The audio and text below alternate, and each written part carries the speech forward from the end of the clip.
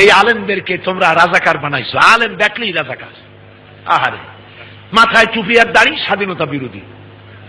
তোমাদের 5 বছরের শেষ আমলে মানুষেরা মাথায় টুপি পরে সাহস পায় না রাস্তায় বেরিয়ে।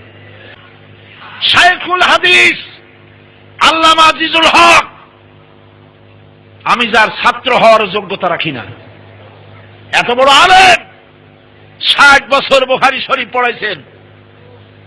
60 বছর বেচারা সোজা হয়ে দাঁড়াইতে পারে না, হাঁটুতে ব্যথা। বুখারী পড়াইতে পড়াইতে বুড়া হয়ে গেছে। সেই আল্লামা আজিজুল হক রে খুনের আসামি বানাইছো তোমরা। শয়তানিও একথা বিশ্বাস করবে?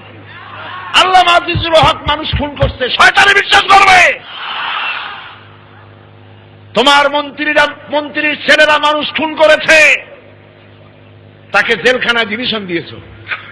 আর আল্লামা আজিজুল হক রে খুনের আসামি বানাইয়া চোর ডাকাতের সাথে থাকতে দিছো 1 মাস।